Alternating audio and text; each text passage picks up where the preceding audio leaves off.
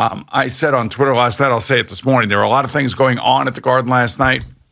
It didn't look well. I mean, the team just looked slow and looked like they had gotten in at 3 a.m, much like the Knicks, and I'm assuming much like the Nets did if they lost to Houston. But it is apparent that Jacob Trouba should be named the captain of the New York Rangers. All right, so you got a captain now. You think you got a captain? In my eyes, I do. Right. I got a guy who basically just laid out 2 guys in back-to-back games, got in 2 fights, got points on the night, both last night and the night before. The night before was a goal. Last night was an assist. I don't know what else the guy has got to do. I mean, this is the Jacob Trouba that I thought we were trading for or signing when we got him from Winnipeg a few years back. And last night and the night before, he has definitely stood out for all the reasons that Ranger fans wanted to see more physicality. So that's how I felt last night. I knew it was going to be a rough night simply because of the goaltender situation and because of the back-to-back situation. But one man stood out, and he stood out again.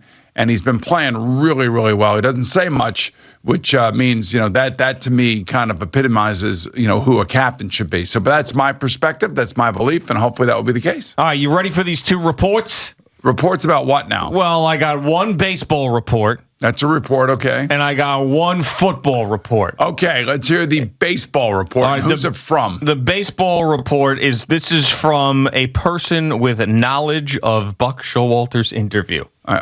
Who is this person? We don't know. That's the whole point. It's it's an anonymous source. Oh, come on with the anonymous sources. You don't give out your sources. I need to know names. Like yesterday, you threw me some names. I didn't know who the names were, and I apologize to the guys if I didn't know your name, and you're working hard. But, I guess we butchered one of the names. Ragazzo. He actually reached out to me on social media. He direct messaged me, said thank you for mentioning him, and that he actually worked on one of our remotes at Giants camp did he? A couple of years ago. Oh, okay. What did he do? He was like some sort of liaison between us and the Giants that day. He was a liaison? Yeah. Liaison. So he went now he's covering the Giants. He went from working as a liaison to now working for the Giants. No, wait a second. Which one is this? He's a sports reporter. This is Ragazzo. Oh, Ragazzo's the Mets guy. Oh, Mets guy, yeah. Yeah, Pat Ragazzo was the Mets guy. So why was he working on the Giant? He's a sports guy. He's just trying to get his foot in the business. That's right. Well, do whatever it takes. In the business, right? So I'm sorry that I never really ever heard of him.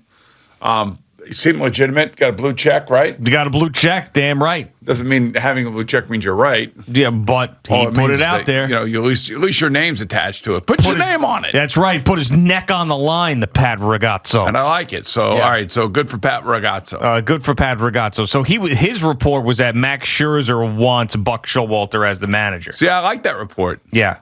And I don't even know where it wasn't maybe Max Scherzer might like Buck Showalter, but there could be a chance. Possibly. No. This was Max Scherzer wants Buck Showalter. Yeah, that's right. That's what he said. That's the kind of report I'm talking about. Damn right. The other guy who reached out to us was Ryan Dunleavy, who's a guy who covers the Giants. And Al was asking who's the first person to tweet out the Phil Simms president of football operations story that we were talking about yesterday. Yeah.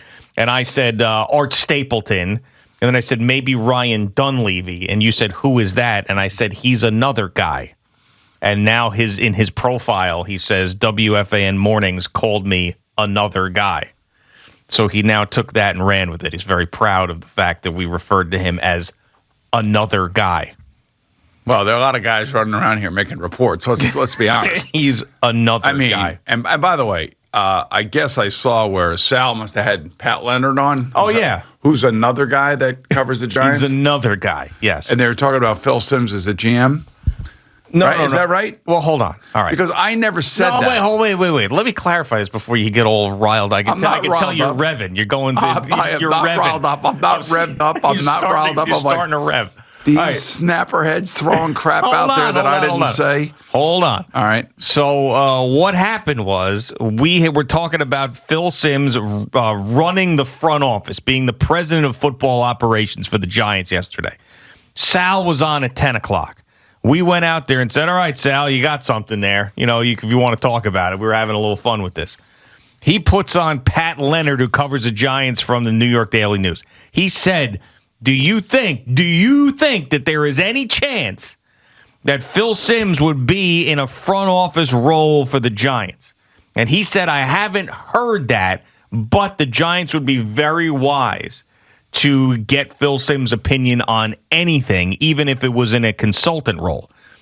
Then he went on to do a little more reporting, Pat Leonard did, on his Twitter account, said after a further investigation, it's not happening, is what he said. Phil Simms in any sort of role. Thank you for watching. Please like, comment, and subscribe. And don't forget to hit the red bell so you're notified when we have new content.